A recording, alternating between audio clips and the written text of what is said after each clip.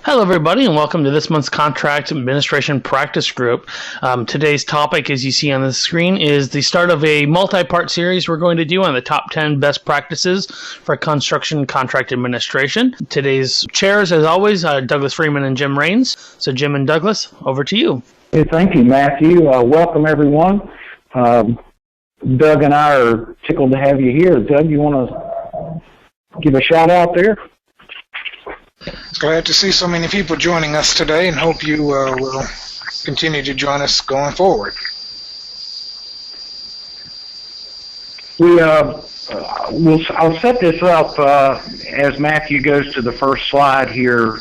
Doug and I have had the vast amount of our experience in the design, bid, build type market. So the presentation that we are giving in a series is based on that delivery method, and what we'll do is, first of all, try to set up a little bit the perspective of the parties that we're going to discuss, and then we'll move into looking at 10 best practices that we feel like are a quality part of a construction contract administration program in that kind of delivery method. So the first perspective, taking a walk in another person's shoes, is the perspective of the construction community. You know, the contracting business is centrally focused around time. Timeliness is a critical issue. The construction, the contractor, the construction community represent a great deal of money. There's an opportunity there and great exposure for risk. The project typically must be done on time. It must be done within a certain budget. And if it's not, good grief, heads can roll, lives can be lost. It's very similar to, I would guess, the kind of stress and activity that goes on in an emergency room. It's almost a triage situation every day with getting people to the job, getting materials to the job, hustling, and being sure that you make a profit for the company so you can continue. So this is a little bit, as I would share, the perspective of the general construction community. So that's one of the triangle of parties associated with construction. Let's take a look at the next perspective.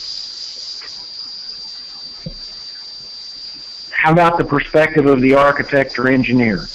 You know, we get this new project, it's going to be our biggest fee ever. This is the project that's going to make our name and put us out there, and often we feel like we're held hostage. The client has decided they were going to do a project, but then changes happen. And the scope of the project is not going to be 2 buildings, it's going to be 1 building. And the money that we thought we were going to have is no longer available because we had this merger in the company, and we decided that we're not going to do the project the way that we told you we were. So that changed a little bit.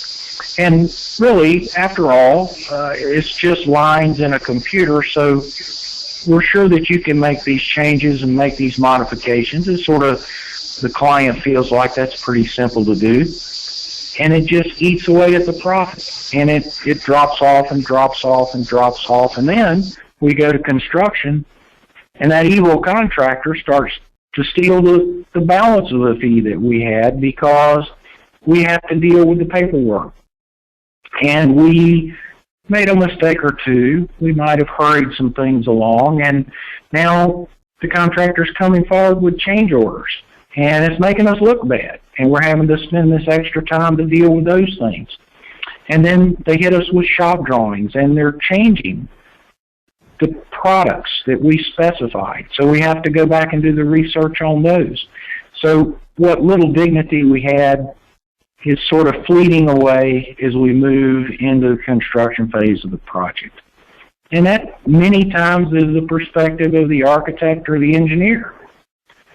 What about the next perspective, Matthew? And then what about the owner? Well, that's where the buck stops, right? They're always the one that take it in the end.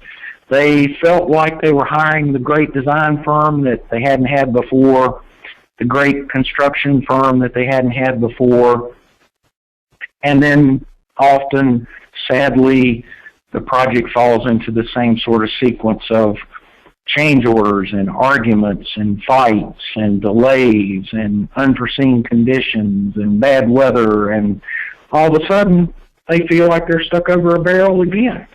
So the happiness, the joy of the big project, it's sort of sliding away. And often that's the perspective of the owner. Well, so Matthew, let's take a look. Where does that leave us? You add these three things together. Is there any doubt that this is not a recipe for disaster? This is our layover destination. You know, this is where we're headed. And let's take a look next where we end up. If we go through this destination,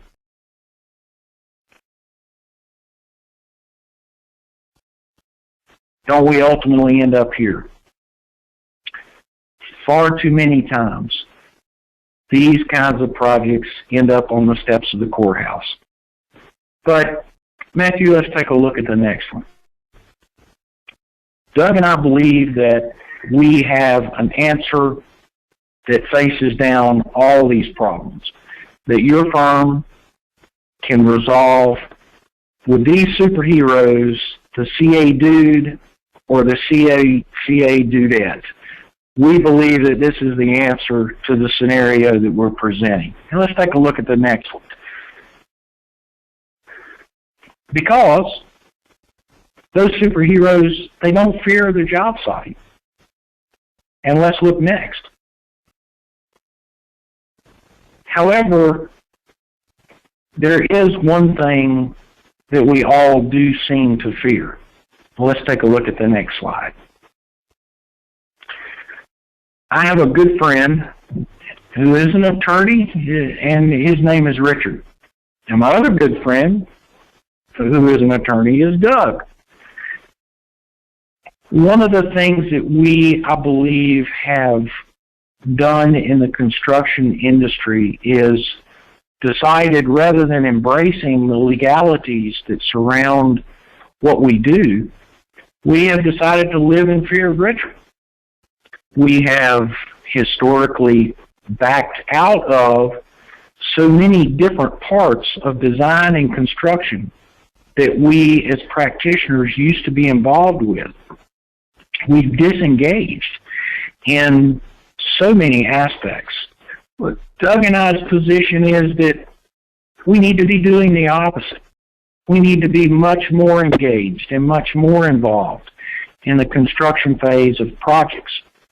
And these 10 best practices that we're going to touch on are going to spend a little time delving into those. And so let's take a look at the next slide, Matthew. Because this is what we believe about CA. This can be a wonderful part of the project. It can be a portion that you enjoy. You just got to have love and happiness involved in what you're doing. So let's take a look at the next slide. We're going to talk, and forgive us for a little plagiarism here with Mr. Letterman. Don't know what he's doing these days, but I hope he's enjoying his retirement.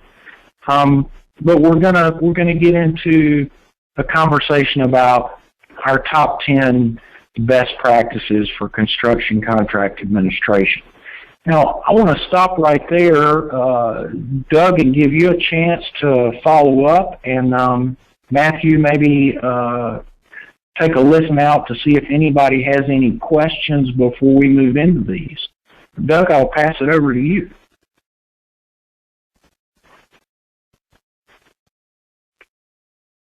Anything you want to add? Thanks, Jim. To kind of piggyback on what you were saying, Jim and I have focused most of our careers doing construction administration. We both enjoy it. I can speak for Jim because I've known him for a while in saying that, and the construction administration phase can be very fulfilling and very rewarding, and doesn't always have to be that confrontation between the 2 or 3 parties involved. And so what we want to try to do today and over the next 9 sessions following this is talk about some of the approaches that we take to make that experience more enjoyable. A lot of times I have found that a lot of architects and other design professionals dread the CA phase. As one of Jim's earlier slides showed, they don't like going to the job site. They fear the job site. And so we are hoping that we can kind of help shed a light on some practices, some attitudes that people can adopt during this construction administration phase that might help them enjoy it as much as Jim and I do. So, Matthew, do we have anything from the attendees today as of yet? No, we just had one comment here coming from Wes, who mentioned that if they didn't want to have a drive-through timing for product delivery, we wouldn't be in the situation we are in. So I guess that's kind of a commentary to where we are as a world of trying to get from the idea of a building to living in the building as quick as possible. And additionally, I've had a couple people say they've successfully been able to download the PowerPoint, and also a few that said they haven't. So I'm going to look into that as we keep going through the session, but if not, I may send out the PowerPoint at the end of the session as well to everybody in attendance. So yeah, we're in a microwave. I'm sorry, Jim. We're in a microwave age. Everybody wants everything immediately. It's instant, and construction has fallen prey to that as well. Owners want their designs done faster. They want their buildings done faster, and it puts pressure on all parties. But it's the reality that we're living in today. Yeah, it really is, and I love that line about this drive-through mentality. I'm not sitting here proposing that I have the answers to this, but I do believe that as a profession, whether it's engineering, architecture, landscape architecture, product provision, manufacturing, construction, all the pieces that are involved in delivering a product to a client, we have got to find a way to be able to help the public understand the value that we bring as a team to each of those, and to help them understand what that value is, and how it really is better for them in the long run, whether that's life cycle costing so that they understand that a better designed, better constructed facility will pay them back many-fold over the life of the structure, or just that if you take the time to let us produce this in a more reasonable fashion, that the changes and the additional costs that you might incur will be lower. I had a gentleman tell me one time that his practice in his firm was that when he was negotiating his contract,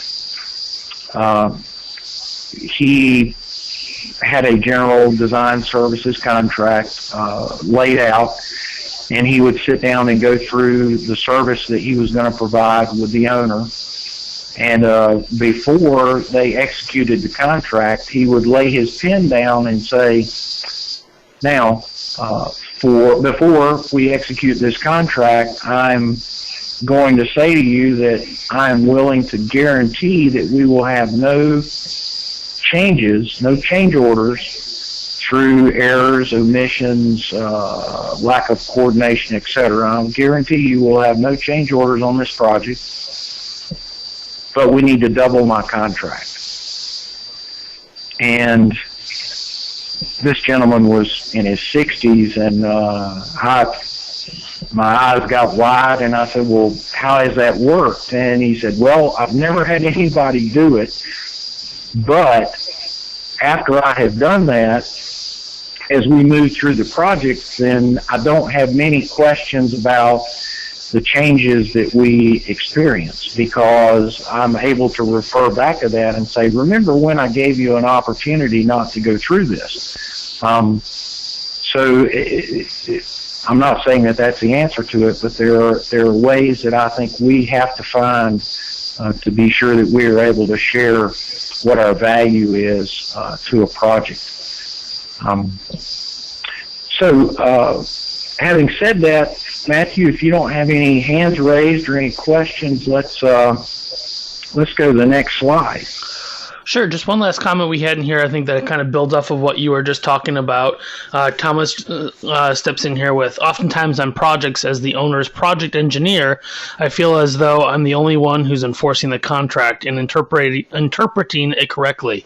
What tips you have, in addition to the presentation slides we're going to look at, for me to get my fellow project team members to also follow suit? So I don't know if you want to answer that now, or if that's a question you want to answer throughout the session as well. Well, let me go first, and then I'll let Doug go.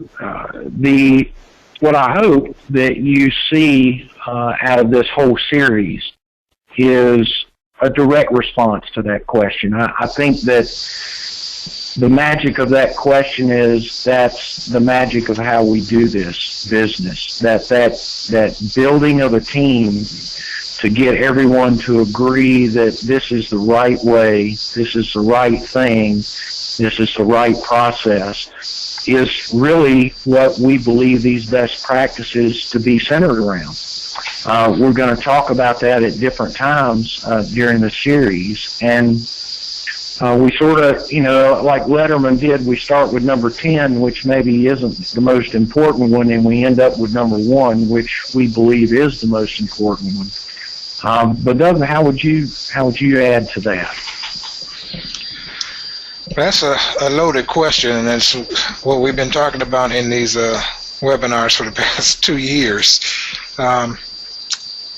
Jim and I were doing a seminar together once, I believe it was in Charlotte, North Carolina, where a comment was made about following the plans and specs. And the comment was, well, you can't always follow the plans and specs. And I took exception to that.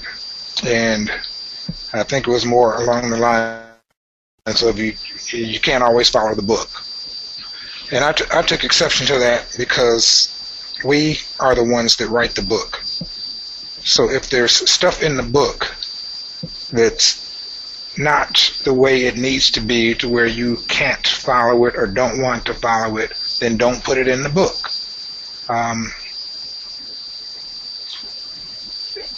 I think it's important that the expectations of all parties are agreed to and laid out up front, and that all parties stick to those expectations and live up to those expectations throughout the course of the project. How you get people to do it, again, it's what we've been talking about for the past 2 years. We're going to touch on it as we go forward here.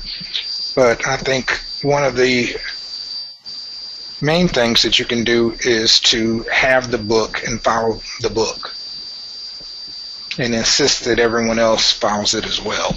And again, since we're the ones writing the book, make sure that what's in there is what you want to be followed, and don't put in there stuff just because it comes in the spec writing software that you purchase. Just because it's in there, leave it in your book. You need to go through and parse it, edit it, and customize it so that it fits your needs for your particular project. That's right, and in response to the question, Doug has many ways that maybe the word entices is not entirely accurate, but as you're creating the rules for the way you're going to proceed with this project. You're writing the specifications and you're selecting specific products.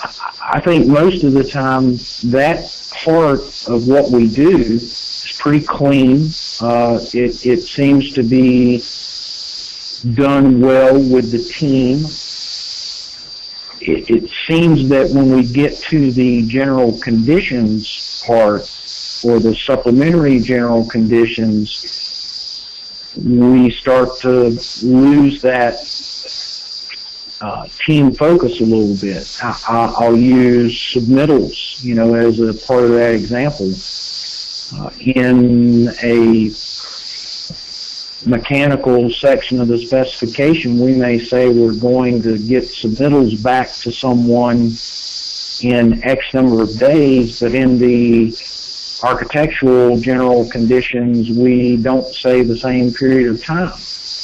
And we don't put reasonable periods of time in there as a turnaround. We say 4 days, or we say 1 week, when we know that particular submittals are going to take much more time than others. I've worked with firms that said you've got to have all your submittals in within 60 days of signing the contract. Well, so we're going to talk about these in other best practices, but when the construction community self-performed 65% or 75% of the work with their own personnel, maybe they could pull information together like that. But today there are subs to subs to subs to subs, and there is no real control over obtaining that product data to submit. So, like Doug just said, why would we leave that in there as a rule if we know the circumstances today? We know that's pretty impractical, and who cares when the paint submittal is going to come in on a $120 million project is not in the first 60 days. It's okay. That can come later. So why wouldn't we say so and start to build that team spirit by being forthright, by recognizing the industry and what's out there today? Seems pretty simple to me.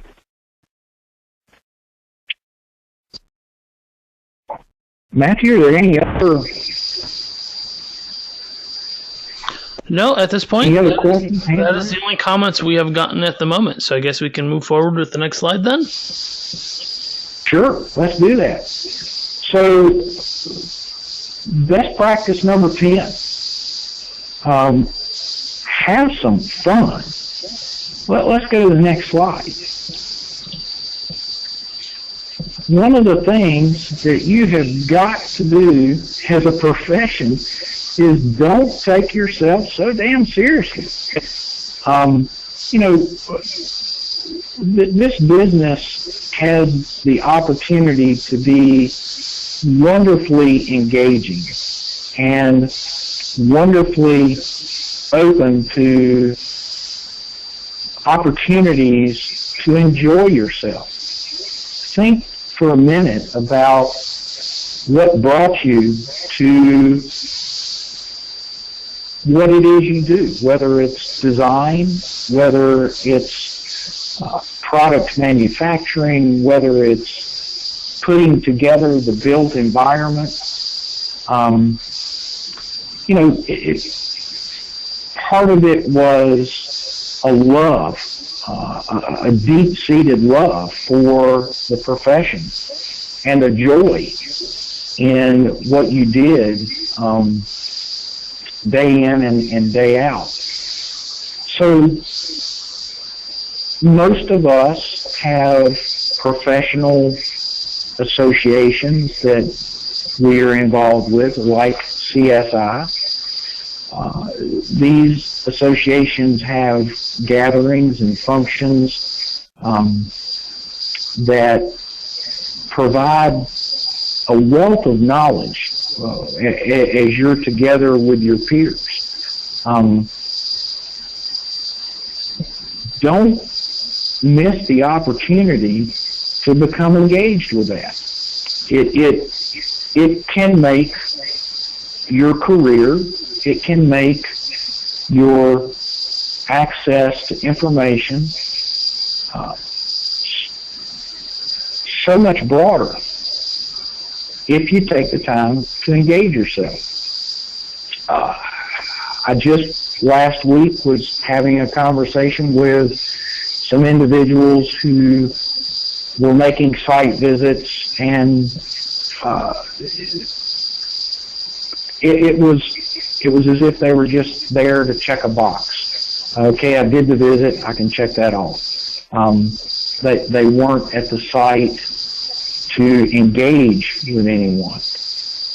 And it just goes back to this perspective that they were there for such a serious moment and missed an opportunity to see much more than they did.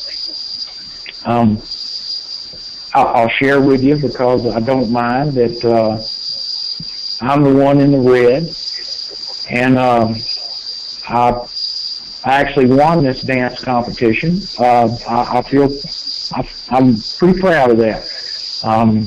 This was for an AIA fundraising function, and because of this event, I had so many opportunities to involve myself in the service to AIA and then to CSI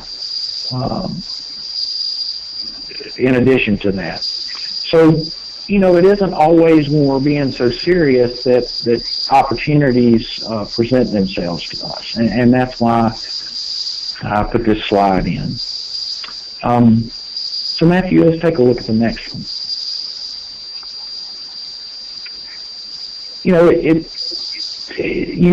You have to, and Doug, I want to hush when you want to jump in here. I just would reiterate that you can't forget the reason that you got into this profession.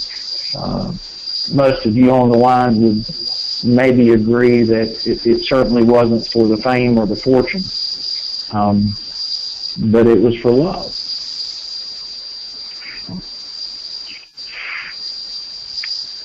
Doug, you have anything? Go ahead.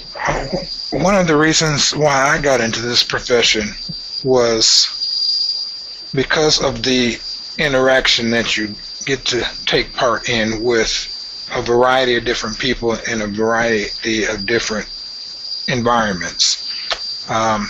Like the previous picture that Jim had up, dealing with your friends and colleagues on a professional level with professional associations, and all the way to what this slide is depicting, dealing with the construction workers and managers and material suppliers out on a job site. And it's two totally different environments. It may be two totally different sets of people with different backgrounds, but being able to learn from those experiences and learn from those different people is tremendous to me. And like I said, that's one of the reasons why I chose this profession. And I enjoy the interaction with all of the different people that we get to partake in during the course of a project. And like this topic is that's fun to me. I enjoy it. And as Jim's saying, you don't need to get so wrapped up in yourself and take yourself so seriously as to where you forget about those things and you miss those opportunities to interact with different people, learn from different people, and enjoy it and have fun.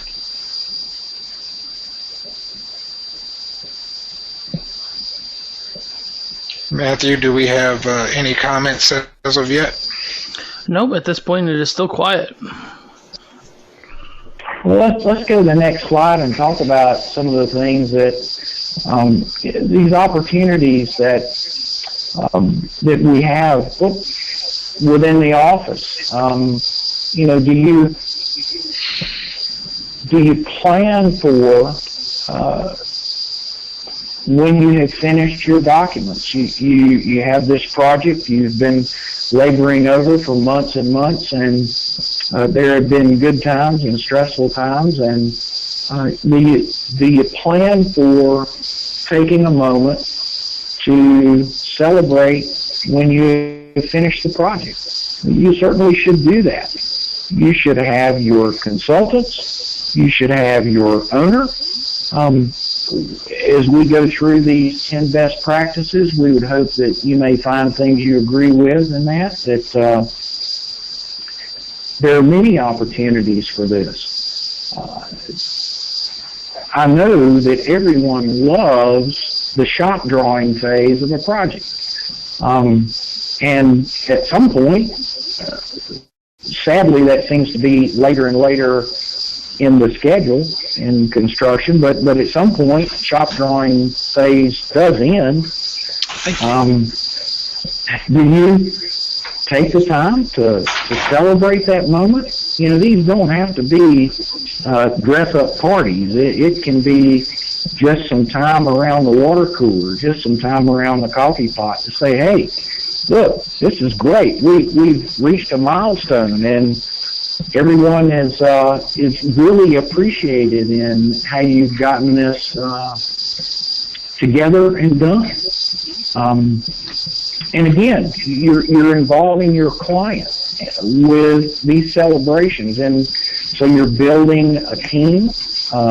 They are celebrating with you. And we'll talk about some of these opportunities as we go through these best practices in other regards, where you and your client have a relationship where you start to hear them refer to the group as we instead of you, which makes this all the more fun. Do you stop and celebrate when a punch list is finished?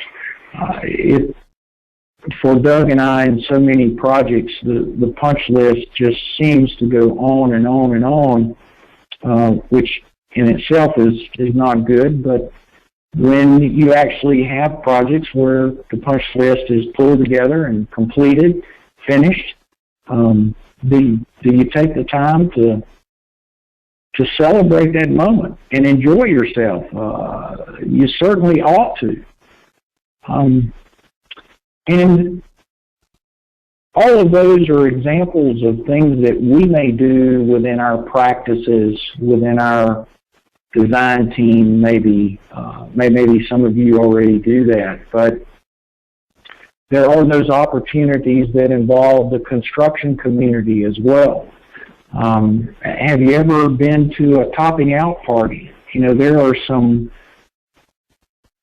extremely important and historically significant ceremonies that are a part of many projects. And a topping out ceremony has some deep-seated history, especially with some nationalities here in this country and groups of people that work on projects, and it carries significance. For you to show an interest and involvement in those kind of celebrations on the job site can, again, continue to build a very tight team if you take the time to celebrate that. Your client may have specific milestones within their organization that are opportunities to schedule these same sorts of things. And the effort is to just get you to pause for a minute and think about how planning for the fun is important to being sure that it happens. Doug, is there anything you have to add there too? No, nothing to add there. Just piggyback on that last comment is you do need to plan for taking advantage of some of these opportunities and having the fun. Because if you don't plan for it and make it happen, then it's not going to happen. That's right. Topping out parties typically are, at least in my experience, have been planned by the general contractor. I think we as the design professionals should maybe get more involved in that. The items within the office, whether it's completion of a set of documents or meeting a design submittal deadline or punch list, those internal things we can do, but I think it's important to include not only the owner but the contractor as well in any of these celebratory fun activities, because again it helps towards building that teamwork. It helps in building those relationships, and there are many advantages that come out of that, one of which is referrals for future work. Do a good job, everybody has fun, you will get contractors referring you to owners and wanting to team with you on projects because they're enjoyed working with you. So again, you have to take advantage of those opportunities even during the construction phase. If the contractor's planning a topping out party, see what you can do to help them out. Maybe you suggest to him and the owner, well, we've had the topping out party, that's a significant milestone, but this is a long project. Let's do something when we get the building dried in.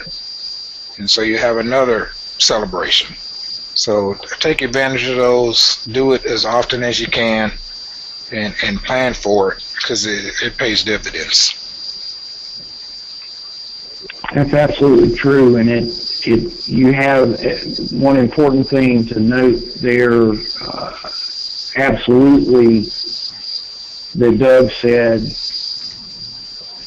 working with the construction community who may be more accustomed to doing this during the construction phase is a great opportunity. And larger jobs, there may be several at the beginning, at the midpoint, at the end. And so you have an opportunity to offer to help sponsor some of those activities, maybe without having to take them on your own. And that certainly is appreciated by the construction community. And so, Matthew, you can show the next slide for a second or two and then go to the one after that. You know, the point is just celebrate life. Don't put your head down and get so caught up in laboring over your documents that you don't take the time to be involved and be engaged and have some fun. So let's look at the next one that is, I think, maybe something that more people are accustomed to doing than some of these others that we've talked about, are just the opportunities to be involved in your community. Thinking about your client and where you're working. Doug and I have had the good fortune to work for community colleges. And you just take a look at the things that the community college does to give back to the community. What about your K-12 customer and what the school system does within the community? There may be corporate clients that you have.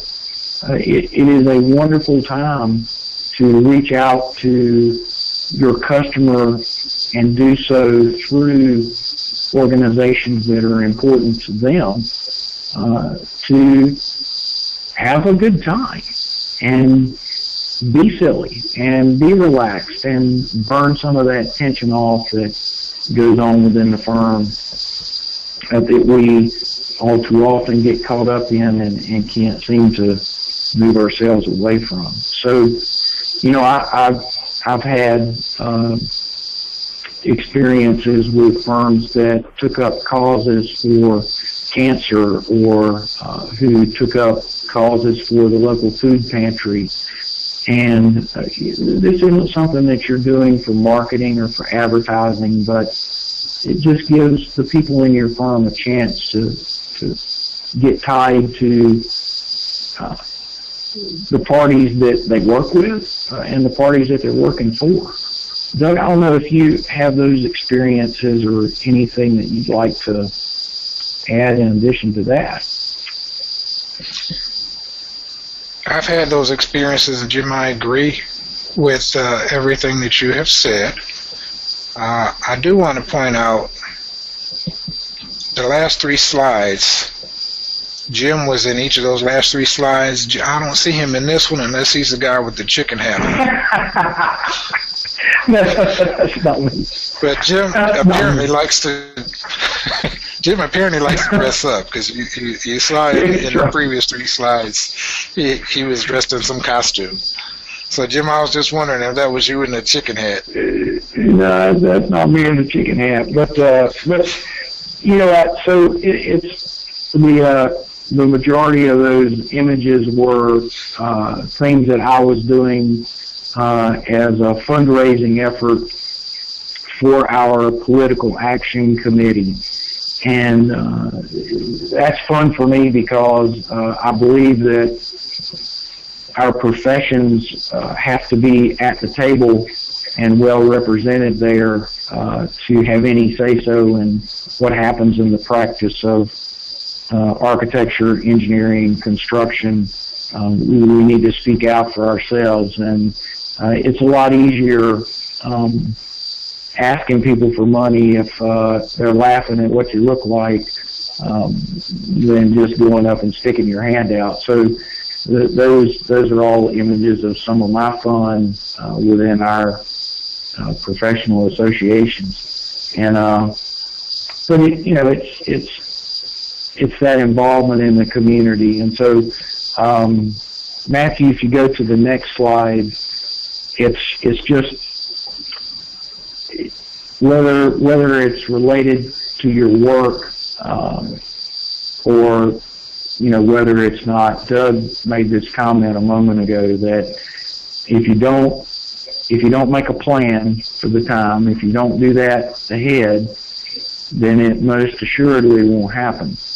And that's a real missed opportunity for establishing a best practice of the construction administration process, which is to have fun, to have that fun in your office, and to make the challenge of getting projects built up out of the ground and finished more enjoyable. So, Matthew, I don't know if we have any, have we got any follow-up questions or any concerns, maybe suggestions for therapy for me to deal with my dressing up issues? We do so now you have a beard.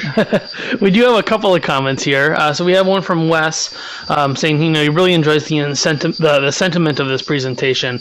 They also have he recommends that we also respect everyone in the process, especially the laborers who bring our creations to life. We can learn so much from the folks whose hands are doing the making and take what they can teach us back into the design process to make it a better example for everybody. Oh, that is so. Let's just, if you'll stop with that one, let me and Doug, you go first. Let us comment on that. I agree wholeheartedly. The guys, you can learn more, and that was part of the point of the slide, a few slides back, with Jim being out on a job site and engaging with the construction workers that are out in the field. You can learn so much from those guys that it is mind-blowing. I know I have. I can honestly say that I probably have more to learn. I probably learned more from being out on a job site, talking, watching, observing, listening, than I have in my 6 years of school getting a master's degree. I've learned more about how a building goes up, how a building is put together, just by being out on a job site. Those experiences are worthless. or priceless rather. Excuse me. That's true. And if you spend enough time on a project and you've been in the trailer doing construction administration, you have heard perhaps from the construction community, I was just waiting for you to ask me what I would do in this circumstance, because I have corrected this same issue on other projects before, and I have an opportunity to help you out of this bad spot,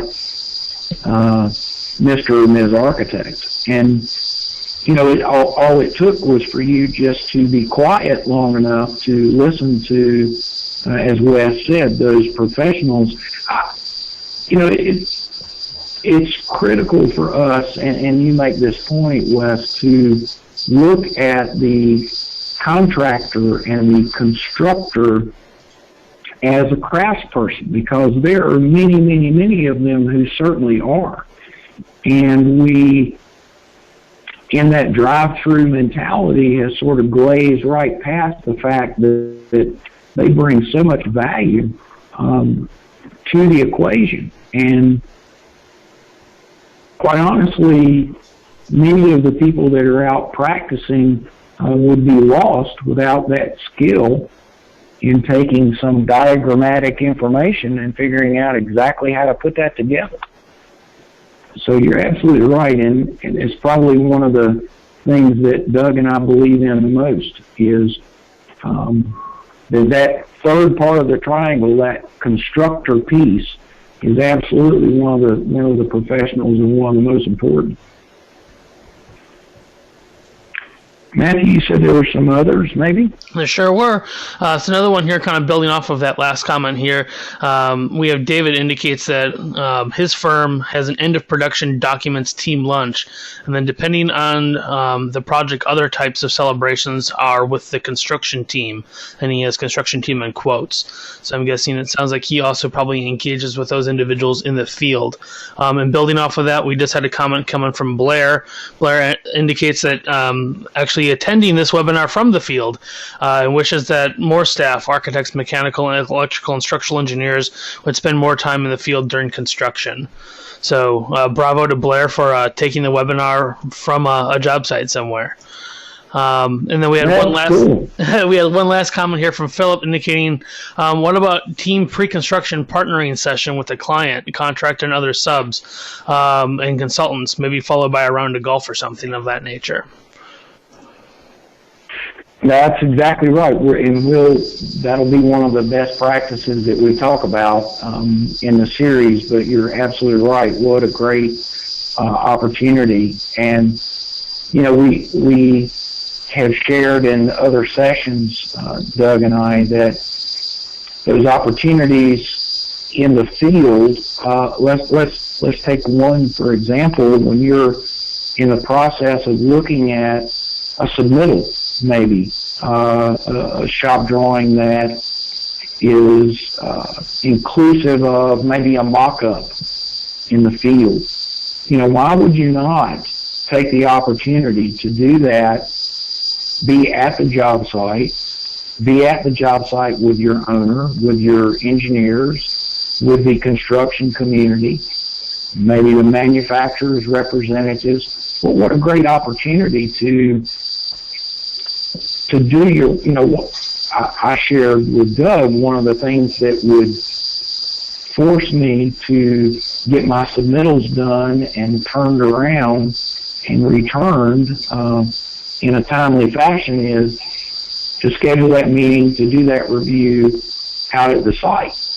Now, maybe there are parts that's not quite practical, parts of the review that you need the quiet of your office to go through and check some things more closely than you might be able to do in the job site trailer. But what a great opportunity to have some fun and to do some very serious work, but to spend some quality time building that team and looking at the product there in its final constructed location, whether it's a mock-up that goes into the system permanently or whether it's a mock-up just to look at for the sake of review. I think it's a great suggestion that is something that you can do from there at the site as a group. I wish more did it.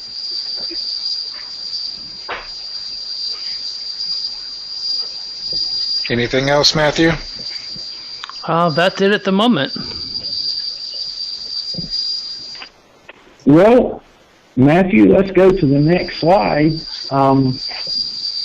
So as we wrap up here, certainly if there are any questions, please raise your hand and send those to Matthew while we're wrapping up. But our next session is just before the holidays, and it will be best practice number 9, which is to remember your pants pocket.